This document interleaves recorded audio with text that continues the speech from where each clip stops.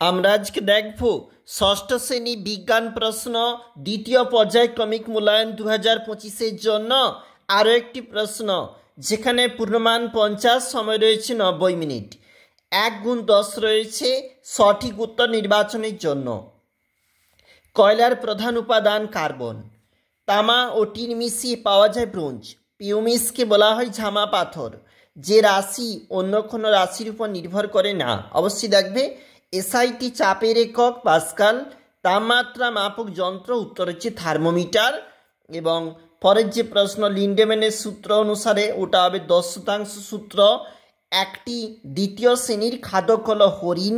কোনো বস্তু কাজ করার সামর্থ্যকে বলা হয় শক্তি। বায়ুর চাপ মাপা হয় ব্যারোমিটারের যন্ত্রে। এবং খাতার দুটো পাতার মাঝে জোরে ফুঁ দিলে জোড়া লেগে যায়, এটা হচ্ছে বার্নৌলি নীতি।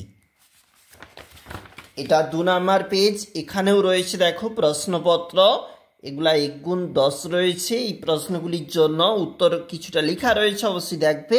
শূন্যস্থান ধর্মী প্রশ্ন 5 নম্বর রয়েছে। ঠিক ভুল বাক্যে ঠিক চিহ্ন বা ভুল চিহ্ন দাও, রয়েছে 5 নম্বর।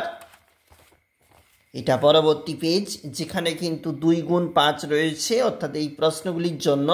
এবং বিভাগ খতে যেখানে জীবন বিজ্ঞান প্রশ্ন 2 নম্বর রয়েছে, এক কথায় উত্তর 4 নম্বর।